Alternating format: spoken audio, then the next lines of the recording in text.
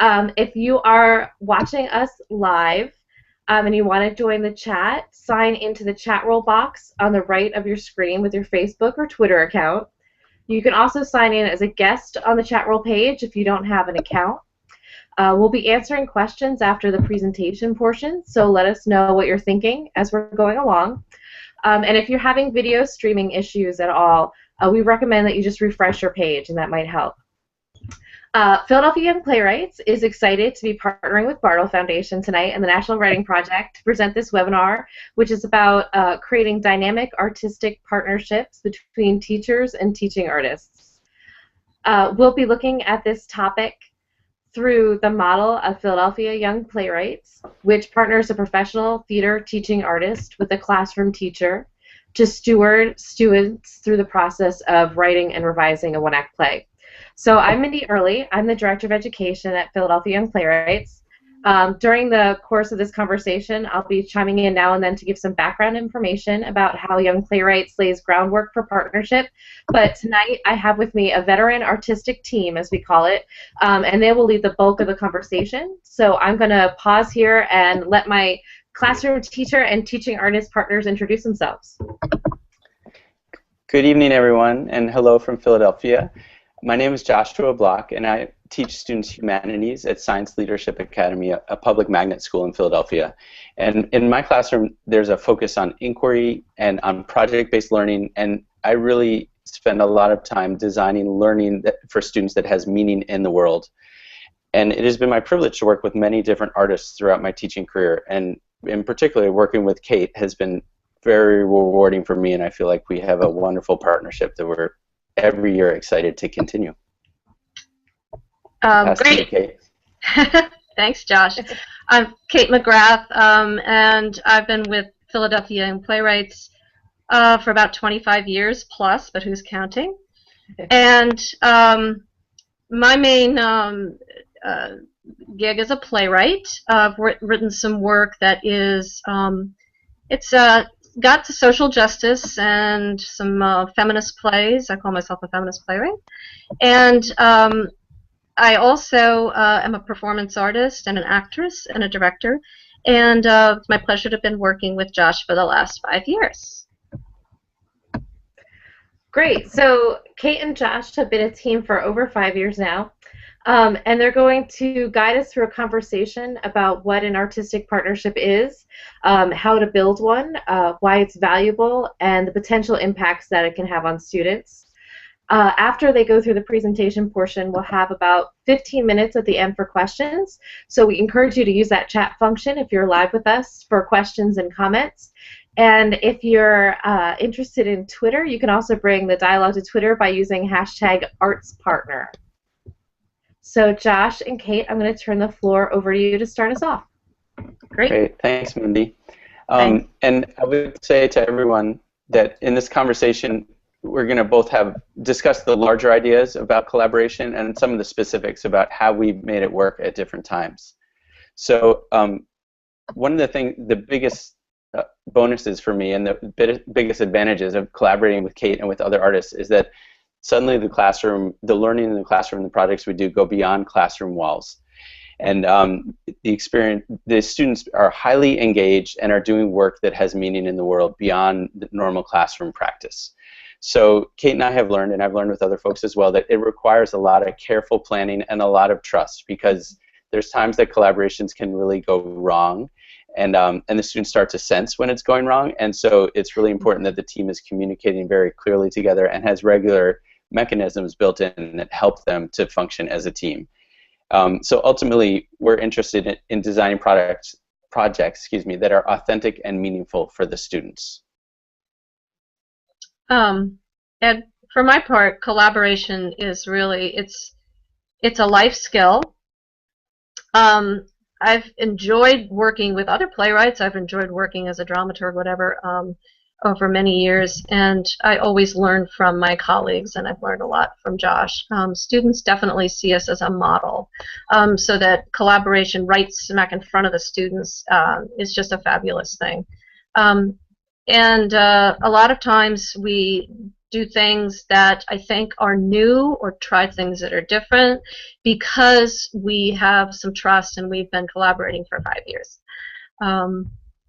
And I'm also just able to be, instead of trying to wear too many hats, when I'm collaborating with Josh, who is a teacher par excellence, I am able to be a playwright first and foremost and working with students as opposed to trying to do too many things. So that's why I like collaboration. So these collaborations give my students and myself access to experts, and they really allow myself and my students to have experiences that transform us. And I feel like there is no way that my students would have done and continue to do the types of work that they do without this feeling that they're getting feedback from experts and insight from experts in these different ways. So it's this inspirational work which I feel like we're left with, which is a wonderful thing that completely changes the classroom experience. Yep. So we'll pass to Mindy now, and it seems like Michelle, you may need to click on Kate so she's not highlighted constantly, so it can be whoever's speaking. Great. So just to give a little framework about how Young Playwrights kicks off a collaboration like this, when we partner with a new school or a new teacher, I start off the collaboration by having a planning meeting with that classroom teacher and ideally the principal as well. And I like to have that planning meeting at the school because it also provides me an opportunity to visit the school and see the teachers and students moving through the halls and get a sense of climate and the personality of the school essentially, because that's important when you're linking the personality of a teaching artist to a collaboration. We have a flexible residency structure. We do not provide a full curriculum to every one of our teaching artists so that our teaching artists can, with the skeleton we provide, create lesson plans that tailor specifically to the school's needs, the teacher's needs, and the student's needs. So at this initial meeting, I am gathering information about the teacher's style and classroom climate, which you've already heard a little bit about from Josh already, their social goals and literacy goals, logistical information like the duration of the residency and the technology in the school, what playwriting model they would prefer, and information about the students in particular and their interests and abilities. And I use all of that information to then reach out to the teaching artists that I think would be the best fit in terms of both the project goals and the personality. So as Kate and Josh continue on, you'll see a lot of ways that they link together in both of those arenas in a really great way. The next step is a planning meeting between the teacher and the teaching artist, and either I'm present or one of my staff is present to help facilitate that meeting and that get-to-know-you planning period. This is an opportunity for the artistic team to get to know one another, but also to brainstorm the scope of the residency together. If they are excuse me, a new artistic team, we encourage them to have this planning meeting after what we call at Young Playwrights our artistic team retreat, which is a full-day professional development session where we invite all of our teachers and all of our teaching artists, whether they're new to us or old to us, to come together, and they go through the playwriting experience as playwrights and artists on that day, with teachers and teaching artists sharing new activities and best practices in the classroom.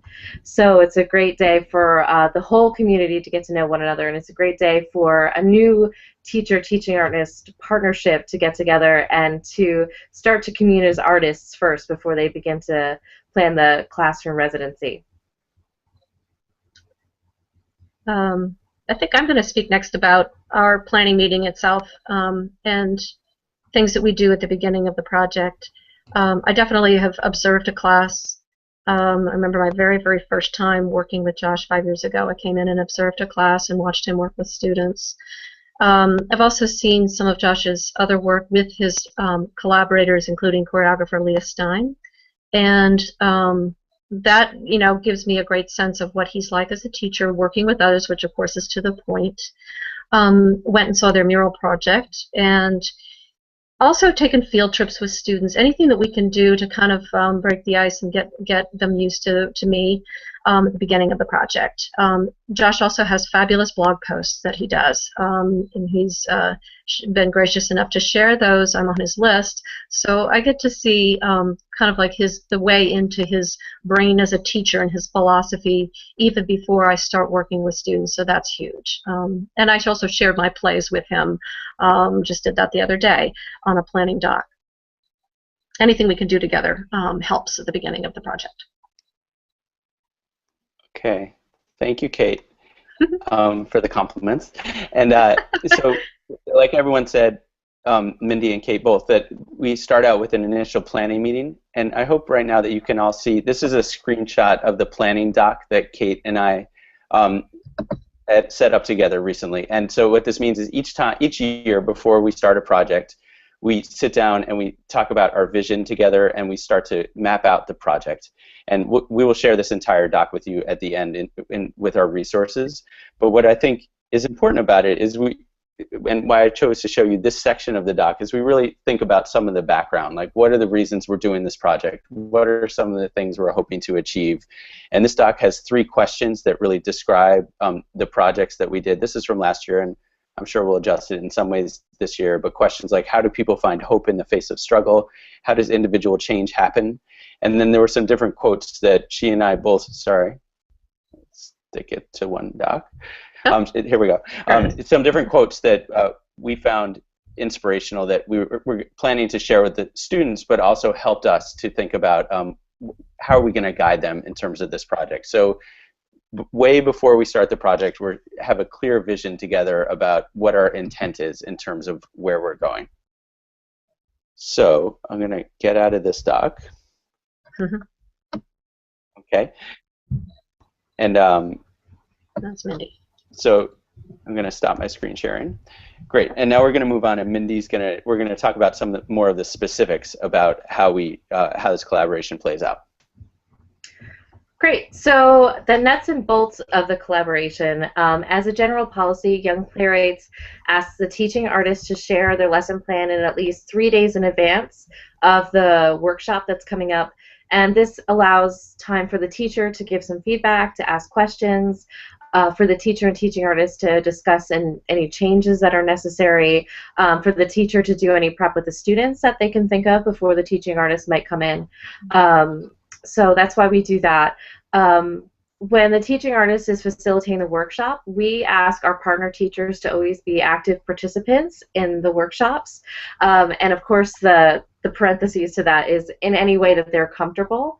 So our partner teachers will do anything from being the scribe of taking notes for particular activities, or we have some teachers that will go all the way to the opposite end of the spectrum, and they will participate in improvisations and acting exercises and things like that. And I think Kate and Josh are going to share some of those examples later.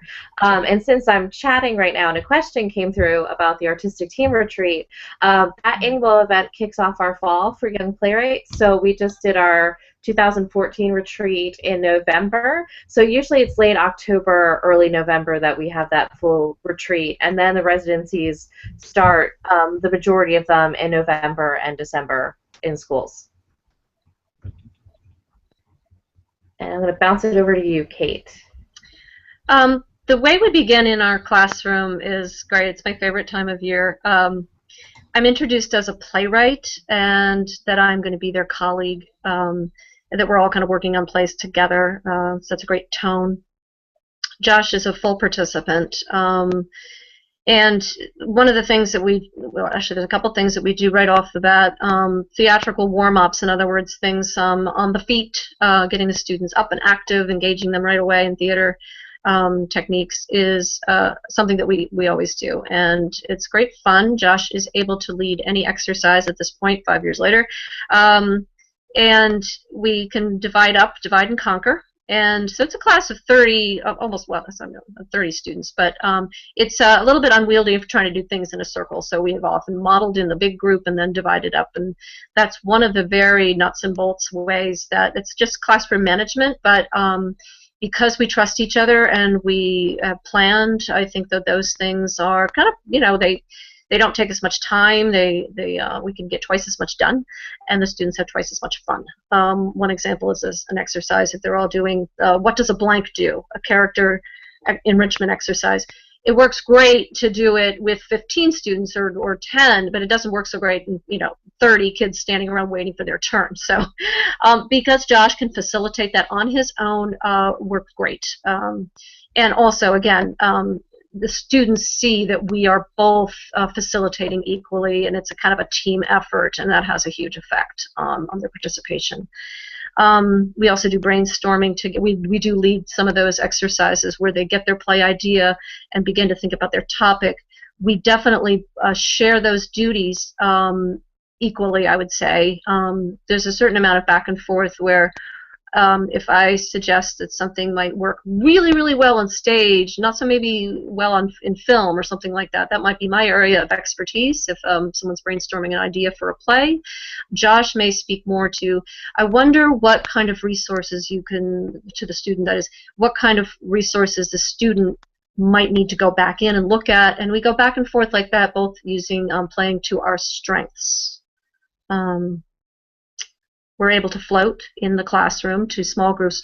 We do a lot of work in small groups where students are reading plays aloud. And so if Josh goes to float to one group, then I might come over to that same group later. They get to get a different opinion. That works really well, I think. So it's not just, this is my way or the highway. There's always another opinion coming down the pike with two equal facilitators in a classroom. There's a. Go ahead, Josh. Okay. And it's interesting to hear the different perspectives on it and the ways our perspectives really overlap as well. And I definitely see myself very much as a participant, as Mindy and Kate both just said. But at the same time, because I have relationships with all the students from being their teacher throughout the year, I'm very aware of who is checking out in different ways, which students are a little kind of shocked or pulling back because the class looks different on the days that Kate comes. And so I make a point of checking in with those students and really trying to draw students into the process. And it can be, all different students sometimes feel really uncomfortable just because they're on their feet in a different way than they are during our normal classroom days. So I really take in the whole scene at the same time as participating and supporting Kate and leading some parts on my own. Another thing is that Kate and I are regularly talking about how things are going, and I think the talk happens in all kinds of small and large ways. So during class, we might have just gotten the students writing, and then she and I will kind of lean in towards each other and talk about how it's going. Do we need to adjust the plan at all? And what's going on with so-and-so and things like that. So there's a constant kind of banter back and forth, I guess, about what we can do to improve how things are going. And then another thing is that I think Kate and I are both very intentional about setting a tone that validates the work that students are doing. So right away, they feel like they're succeeding and that there's also ways to improve their work. So right now I'm going to share another screenshot of a doc. And this is a doc of a student play. And the reason, let me show it to you, and then I'll tell you why I'm showing it to you. So this is a doc from a student. His name is Zach, and he came in having written several scenes. And the way we always approach this is that students are not allowed to read their own scenes, but they choose other students to read the different roles, the characters that they've written into their scenes. And then after a scene is read, the entire group gives feedback to that student. And our students do work on Google Docs. And so this was the part of the feedback log on Zach's doc. And also we'll share all of Zach's doc with you at the end again in the resources section. But when someone's play is heard out loud as a rough draft or even as a final, the first thing we ask people is what stood out or what's working.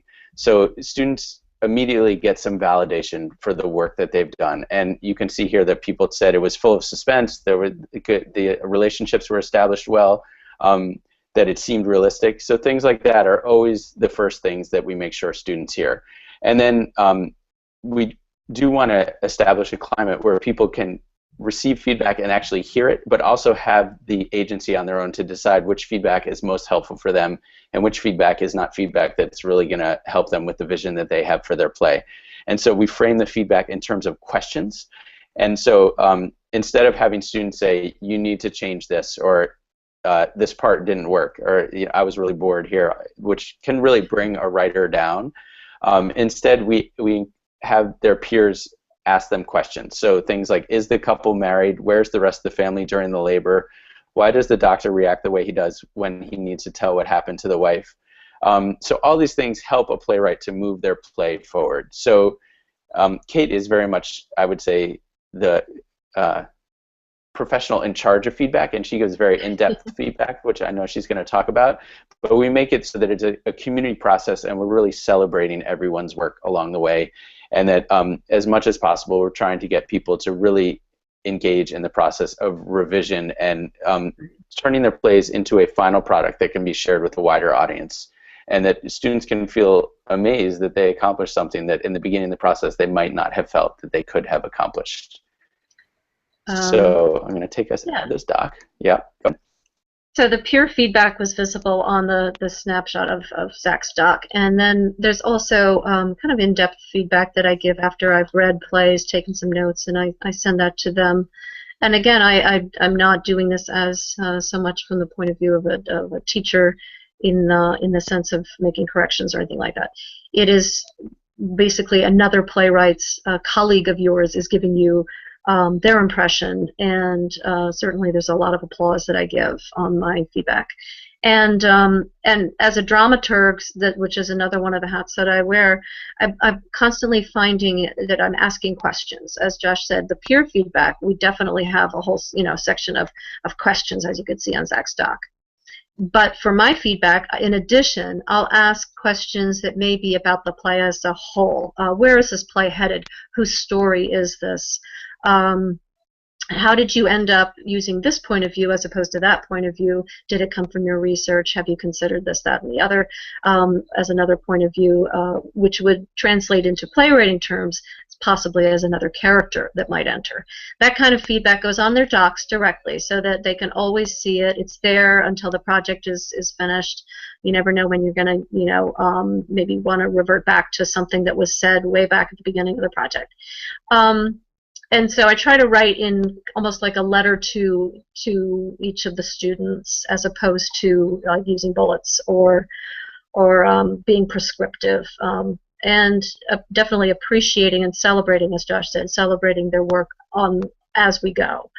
Playwriting is hard work. I can't say that enough.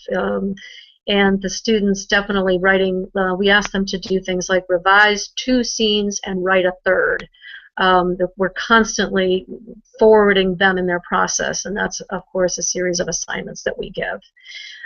We do in-person conferences, so of course they're not just receiving things via the Google Docs or email, but that they meet with me in the hallway while Josh is concurrently teaching a unit or something else is happening in the classroom. That seems to work very, very effectively, again, playing to both of our strengths, hopefully. And then there's a revision log, and I don't know if we mentioned this for Zach's, I don't know if it was visible on the doc that we just showed a little bit of. There's extensive revision logs that the students, basically they can track their process, which I think is huge for playwrights to do. So that, say they did something in January, they revised a scene, well then they take note of the fact that they revised it. So no work is ever really lost. And the revision logs are visible. You can even see those at our resource page at the end of the session. There are some students who really took this to heart and went back and just made a very meticulous record of the changes that they made. So they didn't just write a play. They also documented their process, which I think is huge. The next time they want to write a play, they might go back and look at that, and they have learned how they work as an artist, which I think is a huge skill. I think that's it for that section. Let me unmute myself. Thank you, Kate. So there's a couple questions coming in, and we'll answer some as we go, and we'll definitely have time for more at the end. But I teach 4 classes at my school, and 2 of the classes are 10th grade world history classes, and each of the classes has between 30 and 33 students. So we work with about 64 students total in the playwriting project. And Kate and I, there was a question about how much we collaborate after school. I would say collaborate outside of school. And we are constantly communicating and emailing back and forth. And we don't often sit down for meetings outside of school, I would say. But also when Kate comes in, like I was saying before, there's several levels on which we're communicating. We're talking about individual students' plays. We're talking about the plan for the coming days, because we've already planned that current day that we're teaching. So I would say there's constant talk of different sorts going on between us. One thing I'd like to show now, some people might be wondering, how does this fit into an academic course? So it's a playwriting project, but it's not that we abandon the idea. I need to give students a grade for the project, first of all, and they need a clear vision of what we're expecting. So here comes another doc, and this doc is the rubric that we have given students for this project. And one thing that we maybe haven't said so clearly yet is that this project has a research component and also the creative playwriting component. So this rubric, and the way I write rubrics is that instead of, I just show students this is what you need to do to get the highest grade. And there's 5 different categories: design, knowledge, application, presentation, and process. And I'll just point out a couple of them. So for design, we're looking for plays that investigate meaningful issues related to struggles for rights. As a whole, the play raises issues of struggle, hope, and/or change. So this play project comes on the heels of us having studied the Enlightenment and the Universal Declaration of Human Rights. And in the beginning, Kate and I really flood the students with ideas of different things that they can write about that would meet these guidelines. And then the second category is knowledge, and that's about the research itself, that it uses quality research, and then they use that to create realistic, compelling characters and settings that are true to historical fact. And I do want to, and I will say also, we'll share this rubric at the end so you can have it for your records as a doc. And I'm going to come out of here now. And Mindy, do you want to say something before we talk about some specific students and how what their projects were like? Yeah, I just wanted to highlight that a lot of the process, as you can see with what Josh is sharing, is through Google Docs, which I know technology can be a challenge in the classroom, but it's a huge asset with a project like this.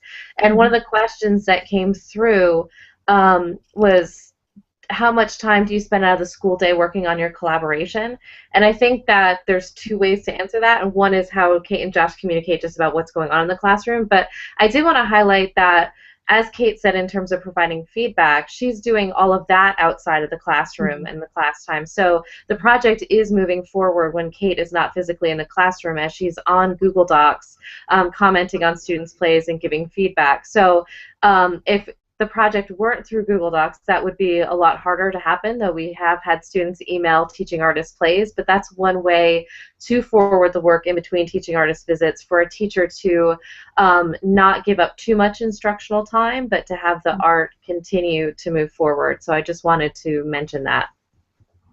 Those are good points. So we're going to tell you about a couple students, and I also see the question about adapting our collaboration in a stricter school environment. And I actually think that there's nothing about the school environment that would change our collaboration. I mean, I think our collaboration happens inside the classroom, and students, are on their feet, and we push the tables and the desks to the side the days that Kate is there and we're doing active warm-ups. So I guess maybe some school environments that would be impossible, but I've taught in several different schools, and my vision is that within the classroom, it's always possible to change the tone within that classroom. And school culture is a huge thing, and I'm aware of that. But I do feel like, I would say an administration has to support the collaboration. But if once that happens, then I feel like it's up to the teacher and the teaching artist to really establish the climate they want in the classroom.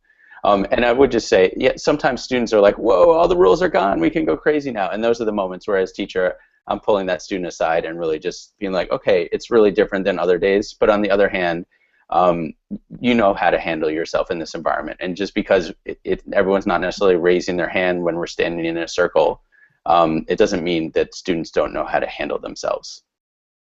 So one story of a student that really was very poignant for me was Audrey's story, where Audrey, she took a long time in the beginning of the play project and really didn't know what she wanted to write about.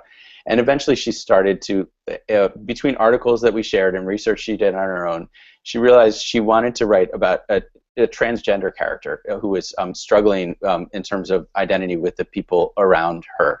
And and Audrey wanted to set it in Thailand, and Audrey is not from Thailand, but she had found some research that really was very compelling for her about what it's like for transgender folk in Thailand. And she did an incredible amount of research, and she came in every day and like, I watched a documentary, or like I found another article, and her excitement was really contagious about it, and it was just an amazing thing to watch her get deeper and deeper into the subject. And then that compelled her to write a play that really was something she worked on. And I think she says to this day, as she's a 12th grader now and she did it in 10th grade, that it's the project she's done the most work on throughout high school. And this is many, many drafts where she would write a draft. Kate would give her very detailed feedback, almost a page single spaced of feedback each time. And Audrey would take it to heart and revise and revise and revise. And she really, I would say, not only was she transformed personally by the project in terms of confidence for herself and understanding about transgender folk and specifically issues in Thailand related to it, I really think Audrey developed an understanding of what she's capable of and how powerful her voice is. I'll pass to you, Kate. And I would like to just briefly talk about a play by Ellen To. She is now a freshman at Drexel University, and she just emailed me the other day saying, "Oh yes, that play! I can't believe you still have it." The play was about young people, a couple, but not a romantic couple, friends, escaping from North Korea, but their difficulties along the way were just, in other words, the play itself is a series of complications. It's a very sophisticated play. It's a travel play, a journey play. And their desire, the two young people have a desire for freedom, and especially artistic freedom. The young lady wants to be a singer, and the young man wants to be able to video their trip. Of course, the video camera itself becomes an object that could be life-threatening if it was found on him. And so there's several scenes where that's basically the conflict is. How do you document a life-changing experience when that experience and that actual video camera could get you killed at any second along the way? Very, very powerful. And I think, as I mentioned earlier, her revision log was just amazing, that the process was, she really was into the process. And so that link is on our resource page.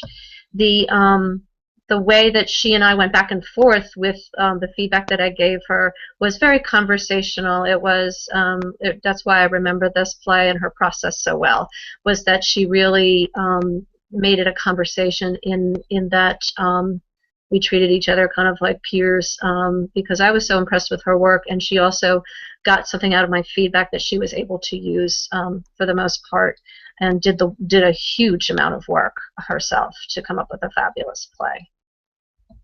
Okay, so at this point what we're going to do is share 4 key points that we are really the backbone of our collaboration together. Some of them we've touched on, but it's like our magic sauce. So this is how the things that really seem to be most important as we think about these collaborations. And then after that, we'd love to have a bunch more of your questions. The first point is that we work really hard to establish an environment of shared leadership and ownership. So this can, in some ways, be very precarious. And I'm a full-time teacher, so it's a big deal for me when I give over some of the power of my classroom and trust someone else. I realize it's really not easy for teachers to do that because we work so hard to establish the culture in our classrooms. But I'm constantly, when Kate and I are working together, I'm switching between facilitator, participant, assistant teacher, and student nudge. So depending on what's needed most at the time, I'm really shifting between roles to make sure that the collaboration is working smoothly and that the students understand that I take Kate very seriously and I respect her highly, and that they need to as well, and that they'll benefit from doing that. So yeah, ultimately that's about establishing an environment of shared leadership and ownership. Go ahead, Kate. Our planning together and creating common goals is the next thing in our magic sauce. We may have mentioned this briefly before, that the planning meetings are really a lot of just like coming together to provide sources for the students. That's a lot of our planning.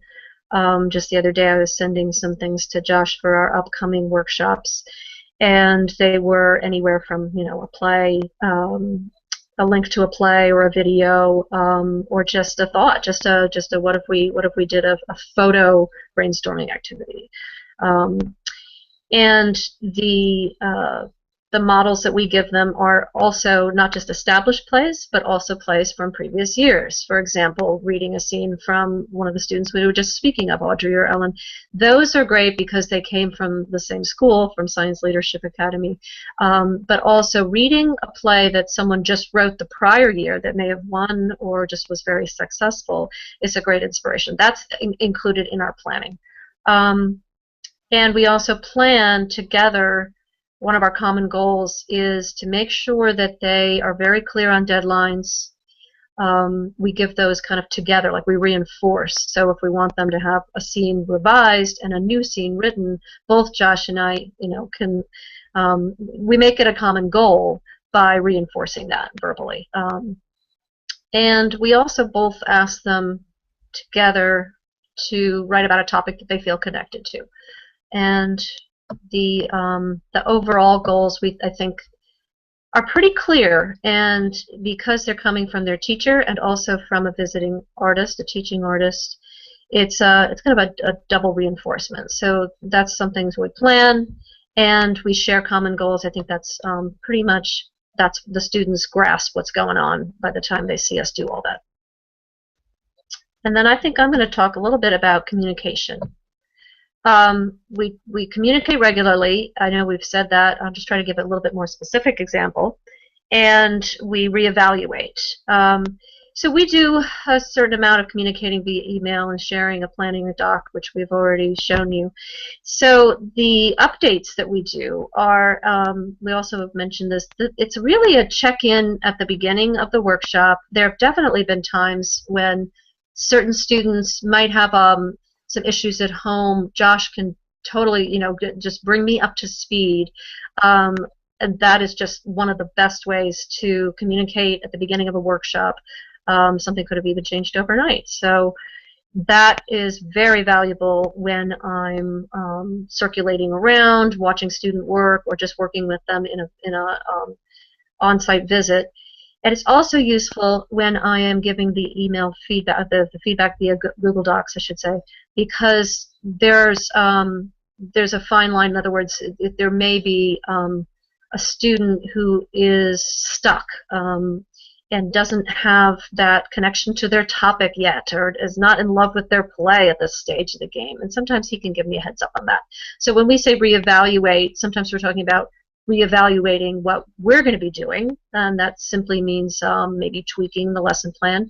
It also may mean that we're reevaluating basically what the student's experience is in terms of specific issues and things. So hopefully we're all up to date by the time we start our lesson that day, or if I start to do a conference with a student, we have communicated and reevaluated. Okay, and the last piece of our magic special sauce is valuing and celebrating student work. What I'm going to do now is show you some pictures of what it's like when our students are sharing their work at the end of this project. And so we work really hard to celebrate the work at every stage of the process, and we're constantly pointing out different aspects of students' work that stands out. In class, every time we meet, when someone has their work read, because we have this strict rule that you're not allowed to read your own work, you have to see what it's like when other actors read it. We have students snap for support, so it's kind of like applause, but they all snap, and that's a regular thing to validate the work that someone has done. And we make a point of regularly acknowledging how much work we are asking them to do, because this is a pretty intense project that we ask them to do. And in the end, some students have docs that are 30 or 40 pages long, that they've written plays that are that long, and they've gone through many revisions. And at the same time, students know that they're not just doing it for my eyes and for Kate's eyes, or even just to perform for their classmates.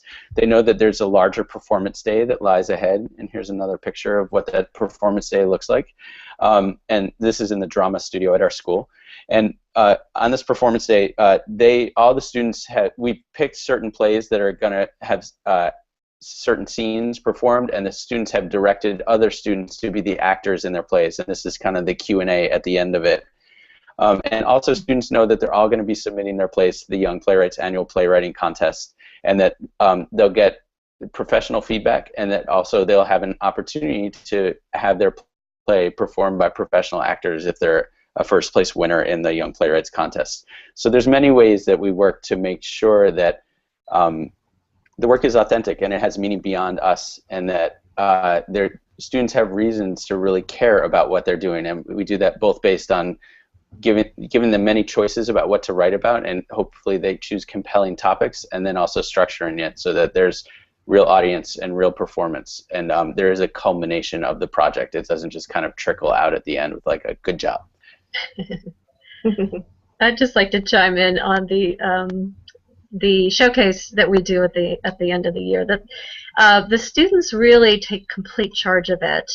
It is wonderful to see them running around finding props. One of the things I like about the showcase, because again, the play's been written, and in a lot of cases it's already been submitted to the contest that Young Playwrights runs. But the showcase has this validation, which is that this play could have a future life. That they are getting it on its feet is so rewarding, because then you can also see staging issues in the play itself that you never would have thought about.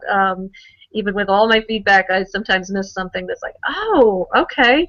So that's the setting. So it's really great, and it's rewarding, and it's actually what real playwrights do, which is I'm always pushing for. We're constantly giving our work over to actors and directors, and that's really kind of the whole point. So I love the fact that they get that experience. They also have to do a little summary of their play, which is an exercise in saying to yourself as a playwright, what is my play about? And without that extra little nugget, it's really just practical. It's for the audience so that they know what the play's about, because this is a scene out of context and not the entire play usually. That's just that exercise in and of itself is so useful for a playwright. And I think that's all I wanted to add to that section. Great. So we have a few minutes to answer some questions that are coming through. We already had one come through, which was, how do you parse out the time that you dedicate to brainstorming, writing, and revision? What's the balance? So I'm going to weigh in here really briefly through the lens of Young Playwrights. I'll use the example of our core residency has usually 25 hours to it. So the skeleton that we ask all teachers and teaching artists to follow is under the umbrella of, I think, those exact 4 things. And we say 3 to 5 sessions for brainstorming. I think we say 7 to 10 sessions for writing first draft, 5 to 7 for revision, and then 1 to 3 for a mini festival, depending on the type and style of mini festival the school wants to do. We give that as a general guideline just to give a starting place, but depending on the goals that the partnership has throughout, how much they want to focus on revision or the presentation or things like that, they'll make adjustments and alterations to that basic skeleton. So I'm going to turn over to Kate and Josh to talk about how they parse out those 4 sections. Should I start on this one, and then you go ahead, Josh. Chime in, Kate? Okay.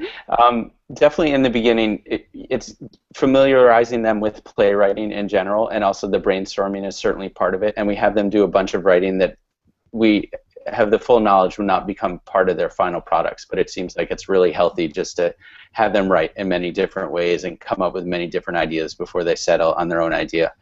And after those initial sessions, then we really we start out each class, I would say, with some warm-ups, but then we hear some of the students' plays read by other students. We give feedback like we showed you on Zach's doc, which is also shared on that additional resources doc, which I think has also gone in the chat for people to see if they want to look at some of those plays. And then so once students get feedback, and then we will either have them work in small groups and give additional feedback to each other, and then there'll be some class time for writing, but most of the writing happens at home during the later stages of the play. So we'll say, okay, you've written 3 scenes at this point. By next week, next Friday, you need to come in with, or by next Wednesday, you need to send Kate your 5 scenes, and next Friday, Kate will be in class, and we'll be doing some exercises related to the 5 scenes you've written.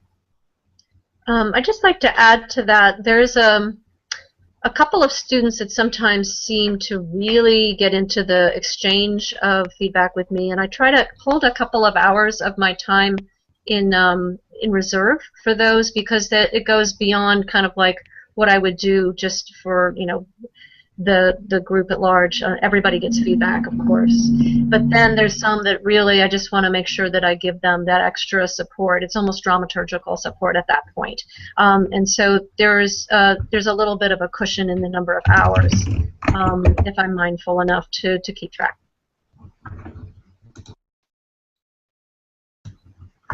Great. So we have another question, but I do want to mention that the chat roll is full. So if you have any other questions, I'm going to give you an email address that you can email them to real quick. The email address is bfbrandt, which is BRANDT, at bartol.org. So one more time, BFBRANDT at bartol.org. And the next question is for Josh, which is, have you worked with visual artists to make a piece of communal art, like a sculpture? I have not done that specifically, but I have a regular annual collaboration with a site-specific dance company, and it's a wonderful collaboration where they work with my students and teach them the process to create site-specific dance pieces, and then my students perform them sometimes in a larger citywide arts festival. And then separate from that, I have worked with others making various murals, and we've worked in the model of the artist JR, and also in the model of the artist Candy Chang, making the I think it's called the chalkboard walls that say "I believe" and "I wish I could." So all these wonderful projects with different artists, but not specifically a sculpture. But I really, my teaching practice has been transformed by working with different artists and giving my students these experiences.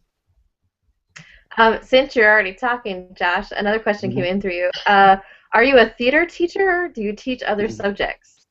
I'm actually not a theater teacher, but I'm a theater aficionado, I guess. But I teach English and history, and I certainly integrate theater into both of these things and integrate the other arts things as well. But theater is not my focus. But I mean, it is my focus, but it's not my focus.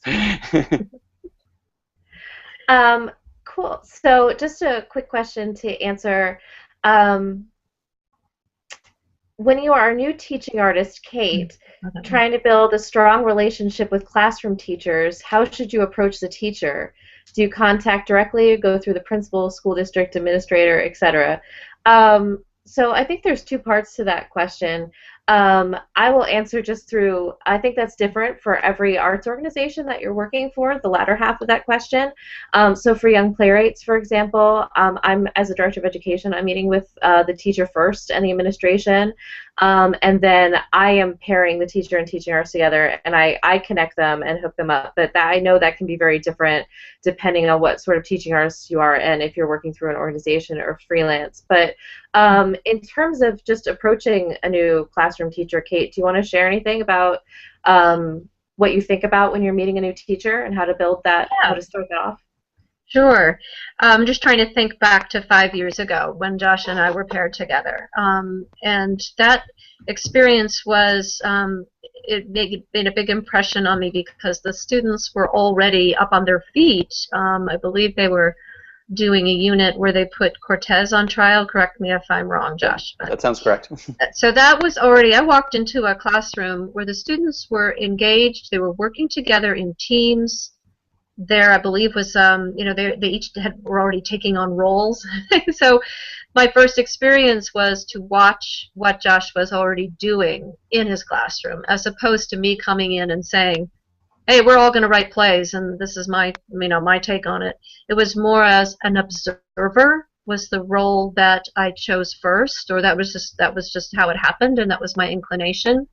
And after I was able to observe the students working with Josh and working on their projects, then after that it was the planning meetings that we mentioned. So it was a pretty organic fit, and definitely here I am, the newbie, coming into an established, you know, scenario and wanting to basically lend my talents where they could do the most good. So that's my approach. I hope that makes sense. Yeah, yeah, absolutely. We have two more questions, and I think that might be all we have time for. We'll see. But I'm going to ask both of them at once. The first question is, do you have a focused theme for each workshop? The second question is about the writing revision process. So the question is, are students completing full drafts before they then start to revise, or are students revising scenes as they're writing and completing? So do you guys work with a theme, and then how does the writing revision part work? I think, Josh, do you want to tackle theme? Is that okay? Sure. I would say yes, we definitely have a theme for each workshop. Each time that Kate comes in, we're discussing what would make the most sense to focus on. So early on, it's like we want to flood them with ideas of playwriting and techniques and really have them start thinking about lots of different possibilities for their own plays. But then later we might think, not many of them are really integrating objects into their scenes, and some of the scenes could be a lot more powerful if there were objects that were in scenes or something of that nature. And we'll maybe pick a student that's doing this very well and intentionally have their scenes read out loud for the group. Or we might choose a play that's not written in the class, or we might just do an exercise or an activity that has to do with objects. So we definitely choose themes for the different workshops depending on what stage of the process students are at. And maybe should I start that other one about the process itself, and then Kate, you can chime in as well. Is that okay? That sounds good. Okay. I would say the revision is happening while the new writing is happening. So we look at the writing that the students have done already, and that's when we're hearing scenes out loud.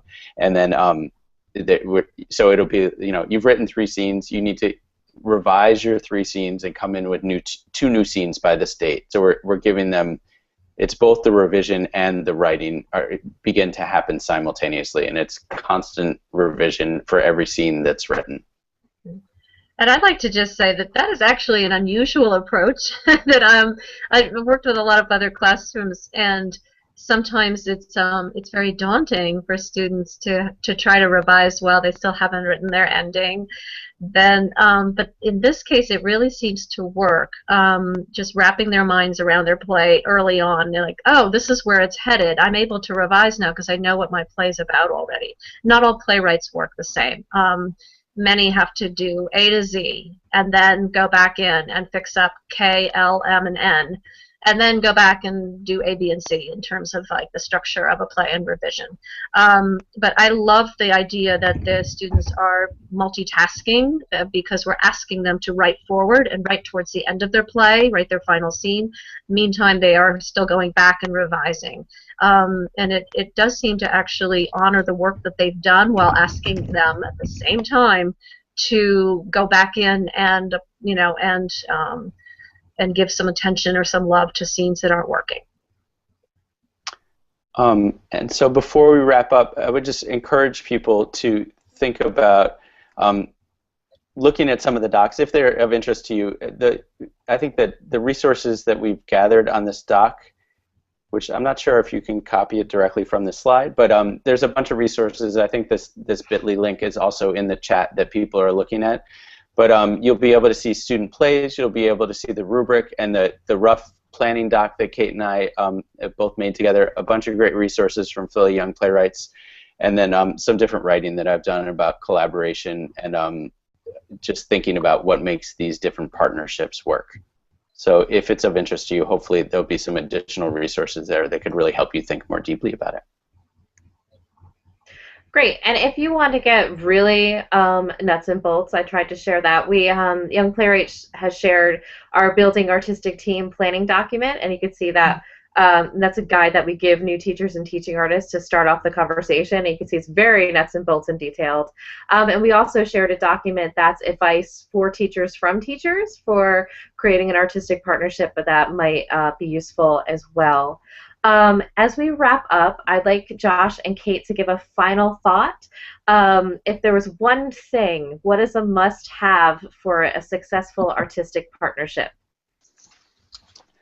I would say that artistic partnerships work when students are challenged to do authentic work that has meaning in the world And then when students are doing authentic work that has meaning in the world, the results are inspirational and really transcend what we normally think of as school.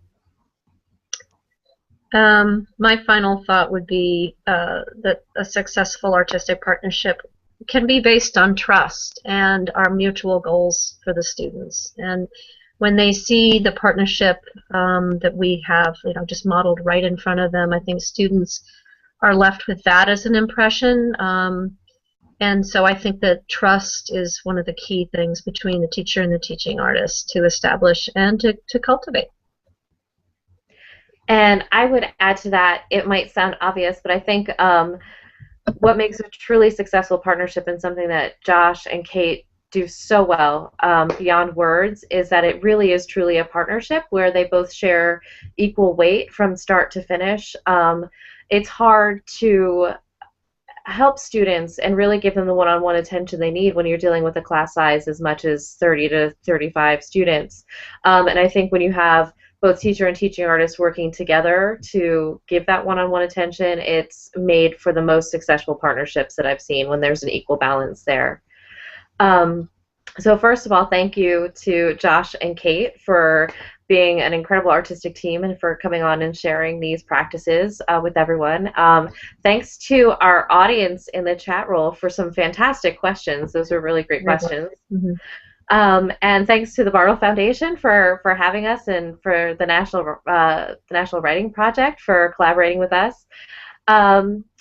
And as we've mentioned, do check out the resources. I think we have some really great things. And I also want to footnote, one of those resources is a video from our Young Playwrights New Voices workshop productions that we do in collaboration with Temple University.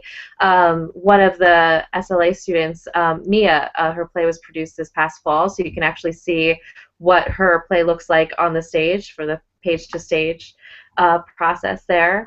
And you can find the list of resources too on the Bartol Foundation's TA resource page and the Bartol Arts Education Forum Google community. And if you're watching live but you didn't register for the